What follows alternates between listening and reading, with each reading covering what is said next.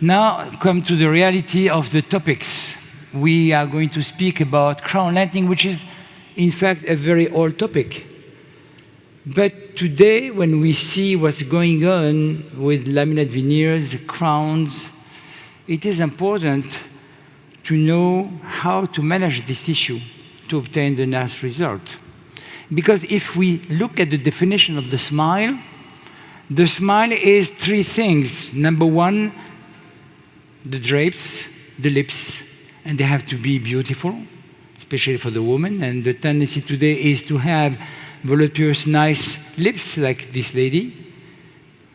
Then we need to have well-aligned, healthy dentition, very important. Number three component of the smile is the harmony between or on the gingival contour.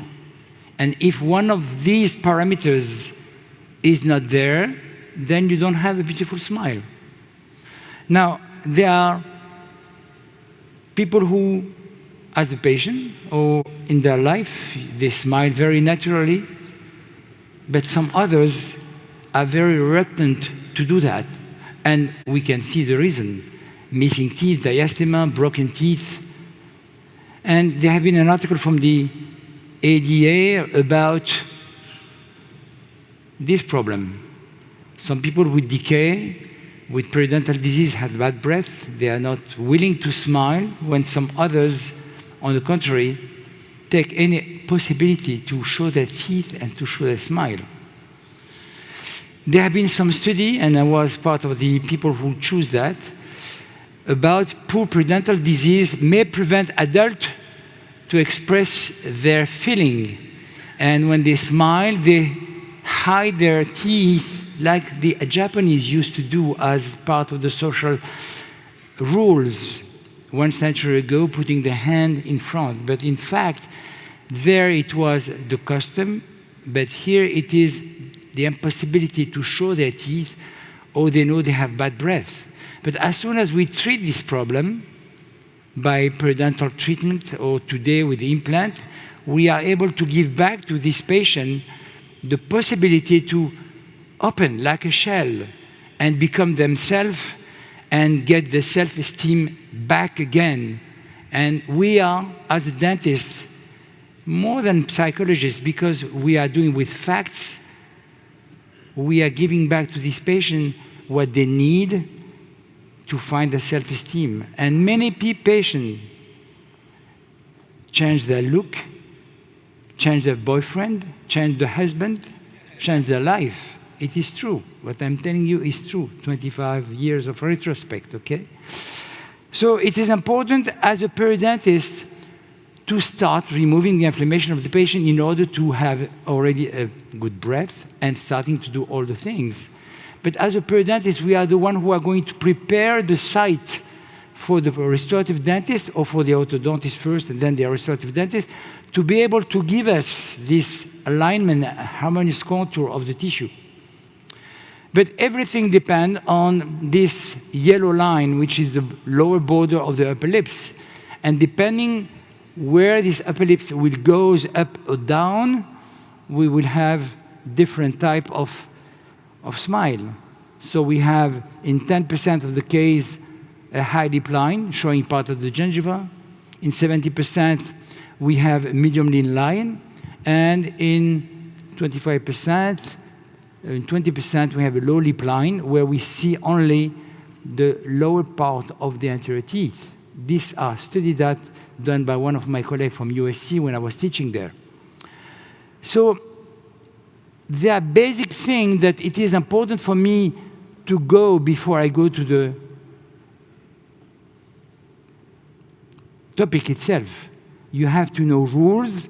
It's like an actress who knows the rule of how to paint, like Picasso or Renoir or Van Gogh, but then they put their little touch.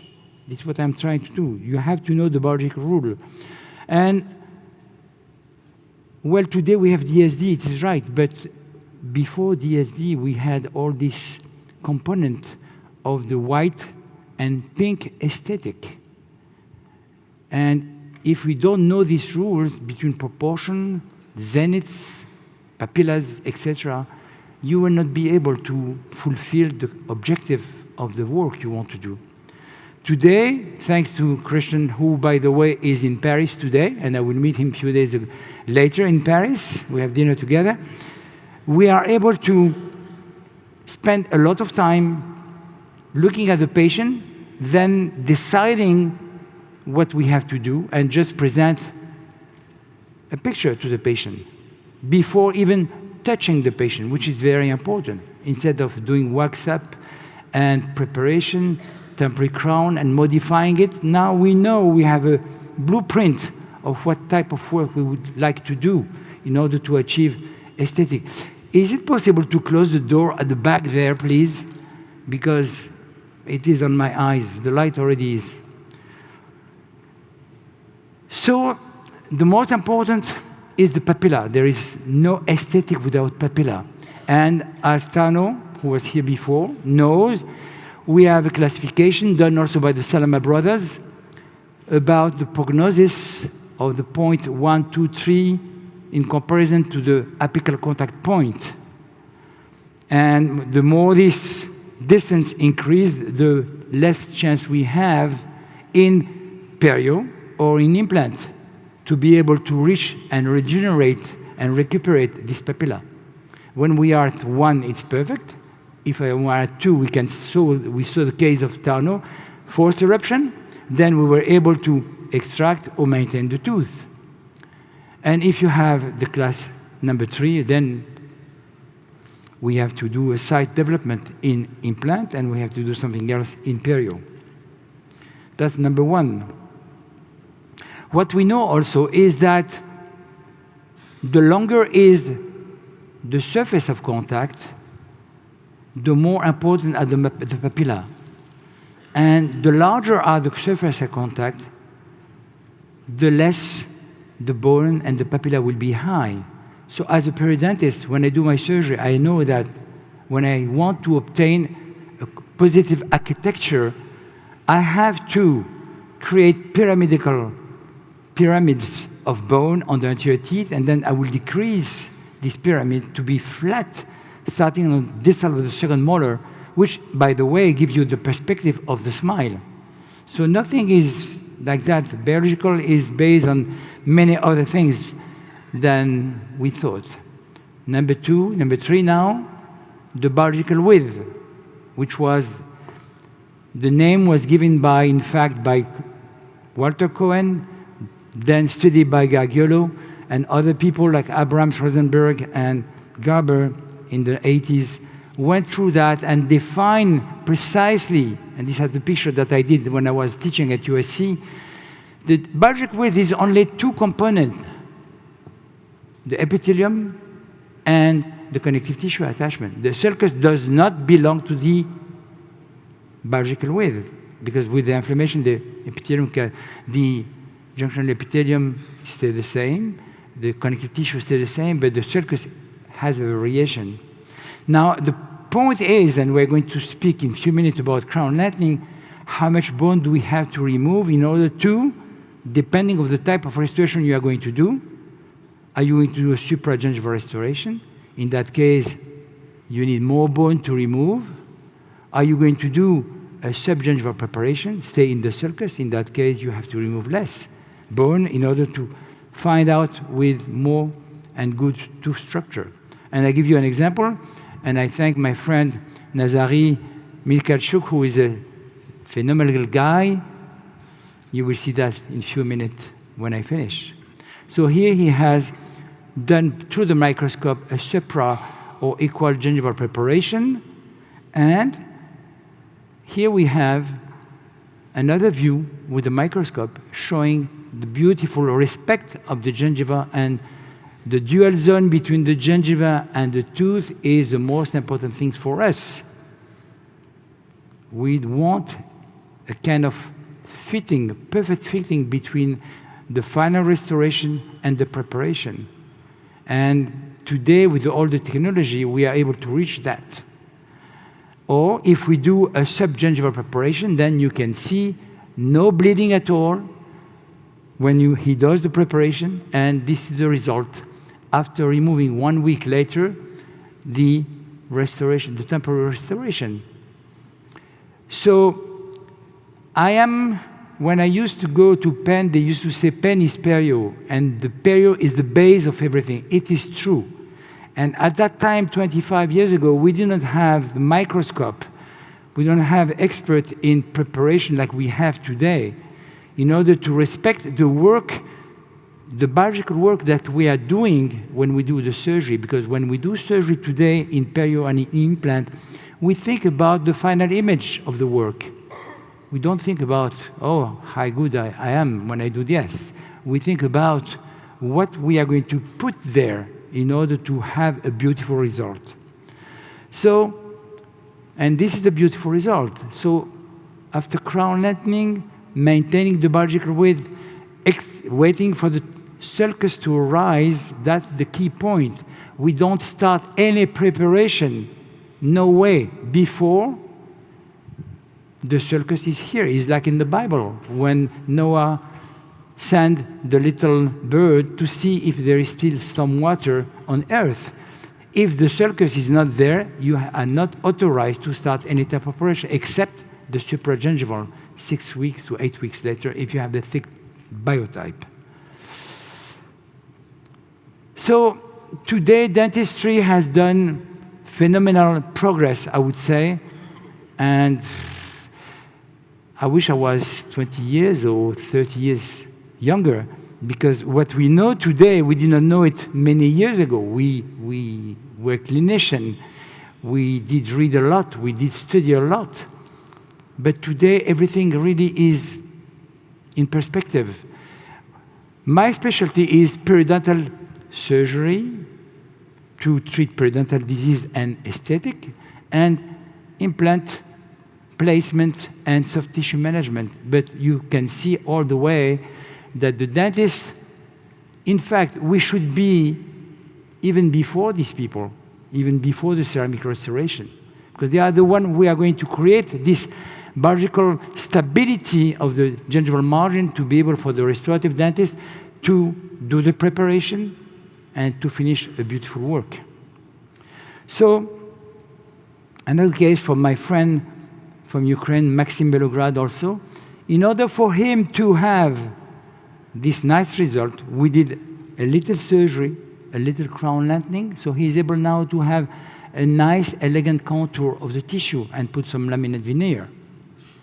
Both of them are great clinicians, young clinicians, and you will hear about them.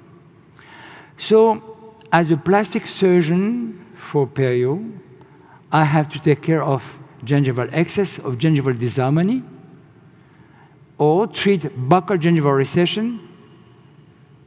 But today, we are going to focus on excess of gingiva using crown lengthening. Gingival smile can result from different abnormality, but it is a combination of several ones, okay? It is a multifactorial origin, and you cannot treat it like that. It has to be a kind of multifactorial, disciplinary treatment plan, okay? Because with the classification defined by Garber and Salama here, sorry, we have three etiology. It could be an osseous one, it could be a muscular etiology, like you can see, or it could be dental etiology. So it's up to you to make the right diagnosis, as we said yesterday, and they talk about Morton Amsterdam. This is the first thing we learn at Penn. There is one diagnosis and many types of treatment. So you have to decide what is the diagnosis and react. Are you going to go, as the Garber and Salama in their publication say, if you have degree 1 between 2 and 4 millimeter, what will you do? What about the degree 2? What about the degree 3? Each one of these treatments is totally different. But you have to think not only by yourself, but you have to think also with specialists who are going to tell you and give you some advice What can I do for you? What can you do for me? You know? It's like Kennedy. What did you do to America? What America is doing for you? Okay? This is the same thing. So some treatment, when you have excess of 8 millimeter, are very difficult. Orthodontic surgery, or maybe the inside labial dissection in order to move the lip down, or Botox maybe to prevent. Or we are dealing mostly for the degree 1 and 2 in my hands. I am not able to treat degree number 3. This classification is very important. It's like when you learn dancing, you have to know if you do 2 steps on the right, 1 step. When you do salsa, what you have to do, okay? So let's make it very simple. The type A have 2 classes, type A1. So you have a large band of keratinized gingiva. The mucogingival junction is high. And you do have the correct relation between the CJ and the bone, 1.5 millimeter, 1.2, 25, 1.5.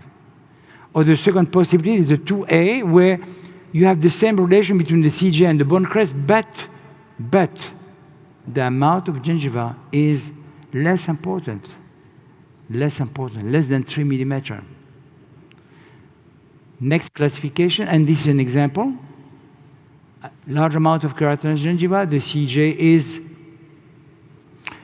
at the bone, 1.5 on the bone crest, and the 2 cases are totally different and are going to be treated totally differently. Diagnosis. Very important. Then you have the other class where we call it altered delayed passive eruption, described by my teacher, who died very young, by the way, Dr. Koslet. Type 1B, you have a large band of keratinized gingiva, but the bone is almost at the CJ. On the other case, you have a minimum band of keratinized gingiva, and the bone is at the CJ. This is type 1B, type 2B. So all these cases are going to be presented during my lecture, and I hope I will have enough time to do it. But it was important for me to define this, like I am spending time to tell you what is the real gummy smile. When the bone is at the CJ, you do have excess of tissue. The patient don't like their smile. They are very reluctant to smile. They are very shy. They are very like that. And you can see the bone not only is dense, but also is at the CJ, okay? And when you raise the flap, the bone is at the CJ.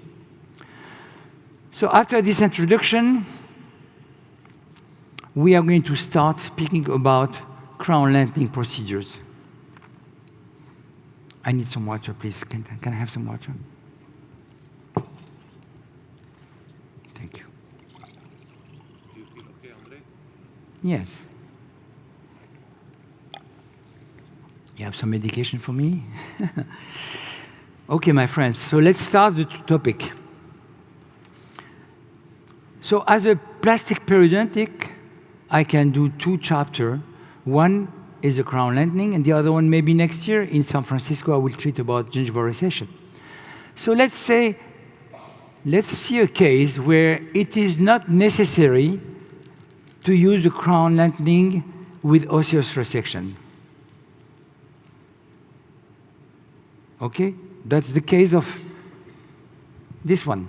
Type A1, a lot of keratinized gingiva, good relation. I just remind you that, okay? I was in Los Angeles, that was a very well-known model going on the podium, but she refused to have portrait because when she smiled, you can see she was tall, but very short teeth and plenty of gingiva. What is going to make the diagnosis here? The X-rays and the bone sounding, or the bone probing here first, and then the bone sounding. So it was, in that case, necessary to spend 3 hours and do the full mouth. Maxillary, the lower teeth. We are going to do an internal bevel incision, recreating the level of the papilla at the correct level. And we just trace at the beginning, because DSD did not exist at that time, we trace with the blade the level that we decide with the patient, and if she agrees, then we finish our marginal incision with the long bevel. And you can see on the same minute that you remove the marginal tissue, the tooth 11 is already whiter. Why? Because we have enamel, we have more light coming on that tooth. Then, slowly, we go all this incision, going from high to low level line with double contour on the first molars, in order to be able to then, when you do a circular incision, to remove all the tissue, and you have this result. At that time, we used the silk. Today, I will use some Ethicon white or transparent type of thing. But you can see in 3 hours, we are going to change the life of this lady. A week after, she came not wearing any hat. She was beautiful. She was like on a podium. She gave me a big kiss. And she said, I didn't know that in 3 hours you can change my life. This is the result, because it is a very thick biotype, then it healed very fast. And on purpose, I left a little discrepancy between the 11 and the 21, because she had that. And nothing is perfect in nature, okay? Nothing. And you have to think about that. So we did the upper, the lower. Now, the bone is at 3 millimeters from the gingival margin, and the margin will not go up, except if she's taking some medication, but that was not the case. This case may seem similar, but it is not.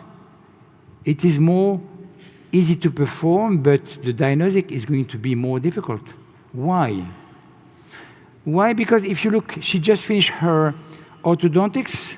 What you see here between the two central is, pardon, oh, I did a mistake. I need some help. When you look at the X-ray,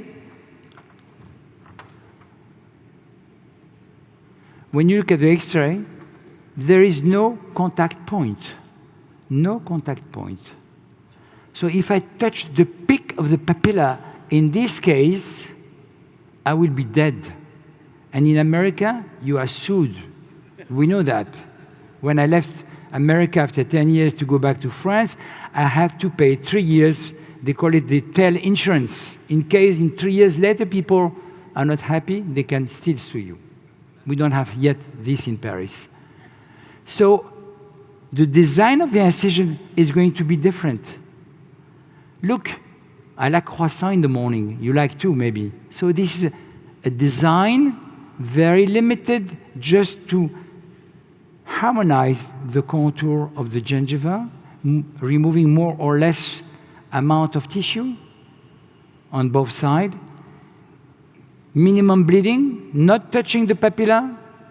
Then you measure, you see the harmonious contour of the gingiva, the tooth proportion that Dr. Chu, at that time I didn't have his gouge to use it, but it is on my book on some case.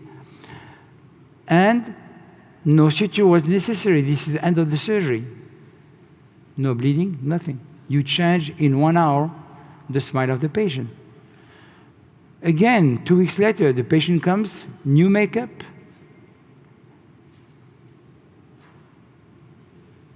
Look at that. We have a beautiful smile. Yes, here we can do some laminate veneer in order to remove some of the problem that there is on enamel, but it is not necessary. The overall was, I have a gingival smile. That was the complaint of the patient.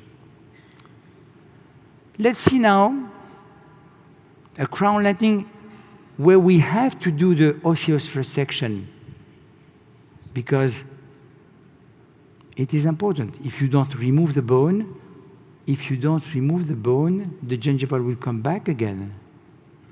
And this is a problem with some people using the electrical or the laser. They just cut the gingiva, they don't do the sound, bone sounding, and then they are surprised that the tissue come back. So we are dealing with a case, type A always, good relation between the CJ and the gingival margin, huge amount of keratinized tissue, very handsome guy, like Kenny Reeves. We have some handsome guy in France. And he didn't want to smile. I have to really beg him, please give me a smile. And he said, I don't like my smile because when I smile, you see a thick tissue around my central. Papilla also is very thick. And my teeth are very short when I am a tall guy. Now, the X-ray are taken. I have everything, but you cannot put everything on your lecture. The CJ is at 1.25 or 1.5 from the crest of bone, and we have to do something. The reference here is almost the canine. So what we do here, it is very important. We have to decide how much millimeter we have to remove in order to obtain a nice smile. So we do the anesthesia, and you can see the anesthesia is done at the base of the papilla under pressure. Then here I put my probe, then I push my probe to sound the bone, and I am about 2.7, 2.8, less than 3 millimeter. Now I'm going to trace with my blade the contour of the new smile, lip line, and if the patient agrees, you give him the mirror, and you agree, then we finish the incision. Now, are we going to raise the flap? It's like in implantology. If we can prevent to raise the flap, we will not. In that case, from an article that I read from Chaos and Love, they use the laser to go below the flap and to remove in a curved way a certain amount of bone, which is going to be here 2 or 3 millimeter, in order to restore after the cut of the tissue the relation. This patient has taken aspirin, unfortunately, so some picture are slightly bleedy here. So I take a very small round burr, and I'm going to just very delicately make this type of arabesque this way. I don't touch at all the papilla. I just restore the certain amount of distance that I need from the new gingival margin cut to the bone. And you will see what I find. You see, we start here when we did the cut. It was bleeding a lot. He took aspirin. Then I had to do the suture before for the papillas. No flap was raised here. And you can see at the end of my surgery, I am exactly where I started, 2.8. So I reestablished the real biological width of this patient. No restoration was planned, so it was not necessary to go beyond, okay? End of the session, still some bleeding, so you make some compression. And the patient is going to heal nicely. New smile 3 months later, he's very happy. He smiles now naturally, no problem. And this is the close-up of the teeth. Now, another case of natural eruption, where we have to do bone resection. And by the way, I have to say something. You cannot apply this technique if the bone is very thick, because you will create a groove inside the bone, the cortical plate, and then you create a defect. It has to be no more than 1 millimeter. And we know now, today, with the implant, through all the study done on the buccal shelf, that we have never more than 1 millimeter. Anyway, it was something to be said. Another case where this time we have less keratinized gingiva, so it is important not to cut marginal tissue. We have to make a circular incision in order to raise the flap, then to make an apically repositioned flap.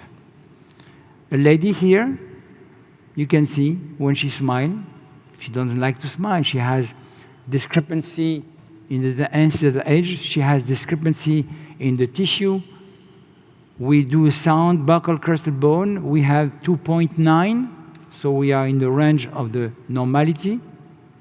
So here we have to raise the flap, make a positive architecture, make a symmetrical bone removal, then make an apically repositioned flap, and let it heal. And you can see the healing after surgery. Now, people like Nazari are able to do anything they want, but it was a case done by Dr. Okawa from Tokyo. And you can see the new smile of the patient, and you can see how the tissue around this preparation and this beautiful laminate veneer are in harmony, not only for aesthetic, but in harmony with the biology. They work together. We have now the 3 parameters: the lips, the gingiva, and the teeth in the right position. Let's change now in the diagnosis. We go now to the delay or altered passive eruption. It means that in the type A, for example, we have a large band of tissue, but the bone is at the CJ. And again, the treatment is on that side. A case from a model also. She was in London, and they said to her, well, you have short teeth, maybe we could increase by laminate veneer or by bonding some composite in order to increase the length. That was the wrong diagnosis because of the ancestral guidance. She was wearing her bonding, and this is the result.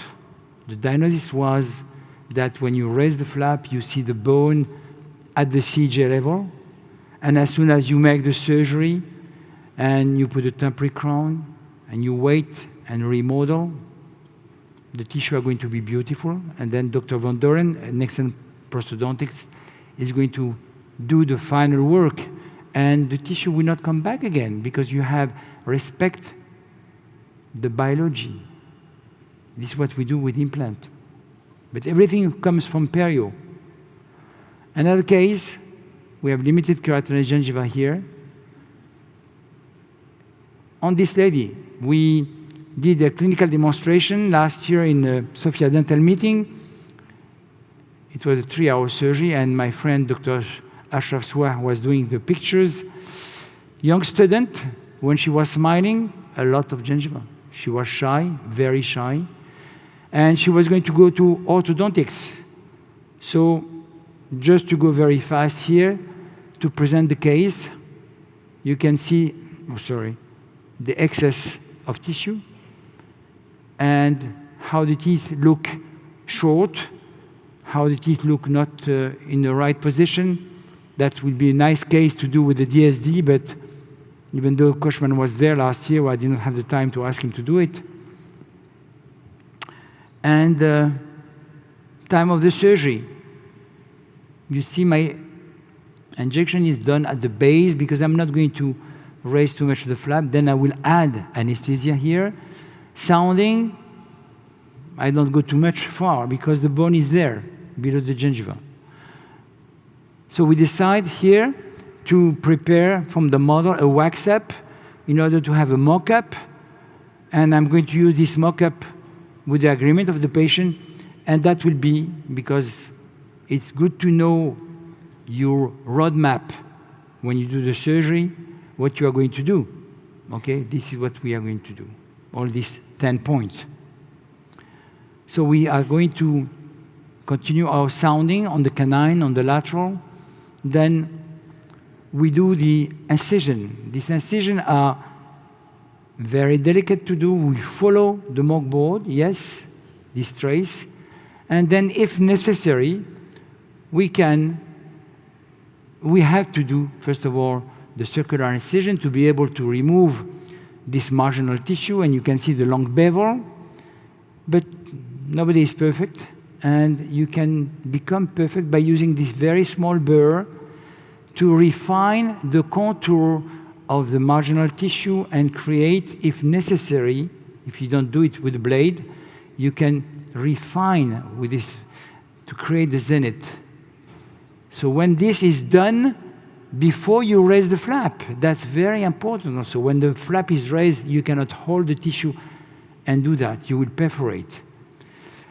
So you do that, then you raise the flap, and beautiful picture from Dr. Ashraf Swah during the surgery, showing that everywhere we have the bone at the CJ. So we knew that it's going to be a long surgery, 3 hours, plus the people filming. It was not so easy, but you will see. This is at the end, from 11 to 16, from 21 to 26. We try to harmonize the contour, higher on the central, lower on the lateral, zenith also. And you can see on the front teeth here that we measure, we see the proportion, and you can see she has very long teeth, in fact. And we have to go 2 millimeters beyond the CJ. We sometimes compensate the bone resection because we know she's going to have some bone, some orthodontics. We went to the molar, to the 16, okay? It was a long surgery. But we prepared the case for aesthetic and for ortho. She started ortho a few weeks ago, by the way, in Sofia.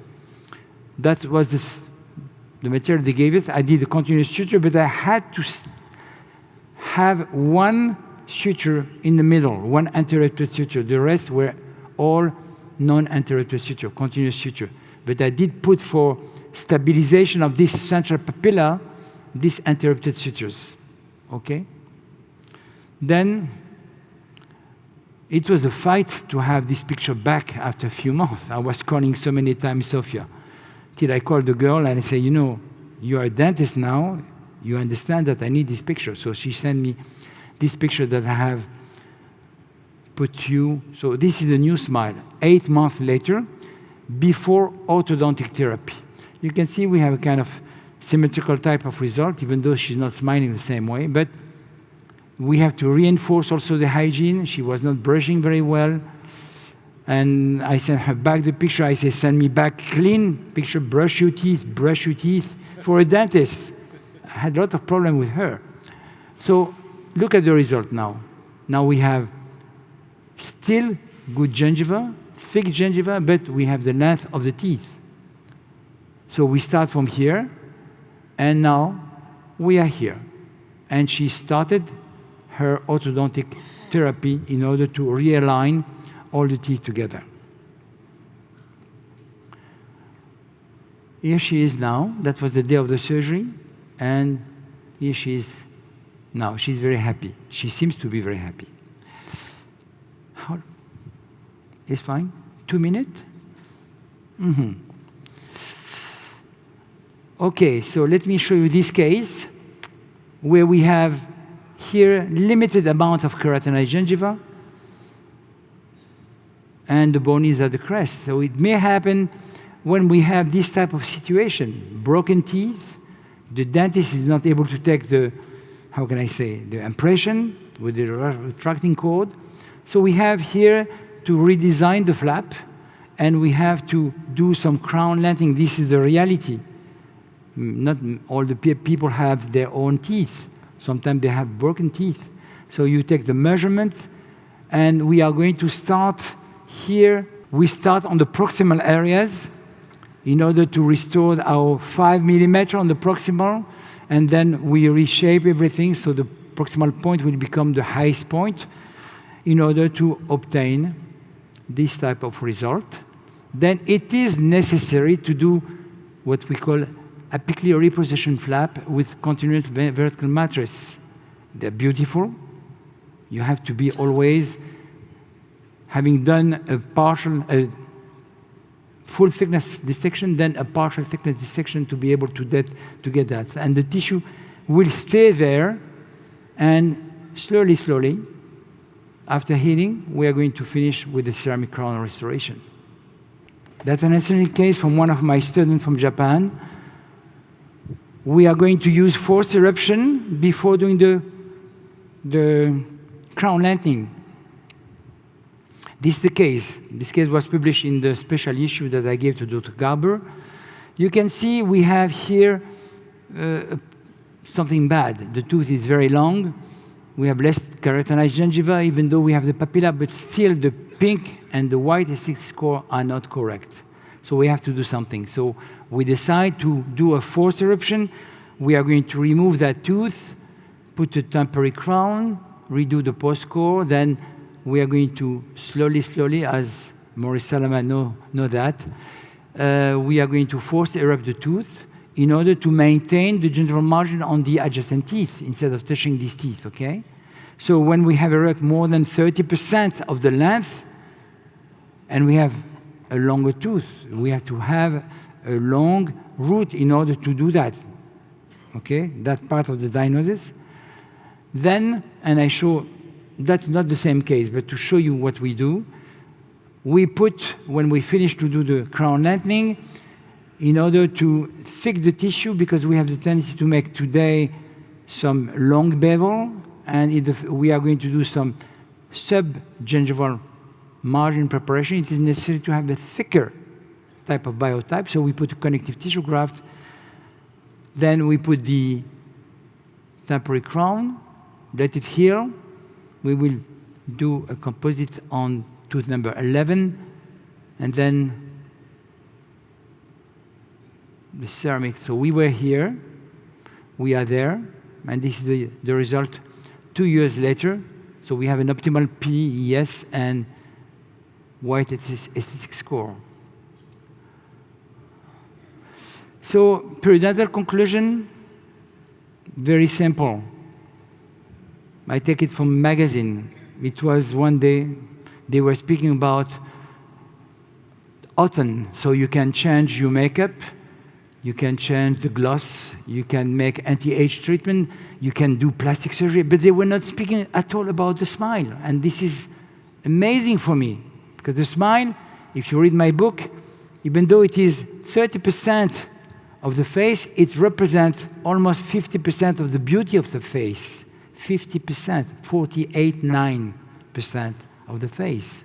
So I add, but above all, you must take care of your teeth and gums, and then you become absolutely irresistible. And I'm finishing with this. So I thank you very, very much for your attention.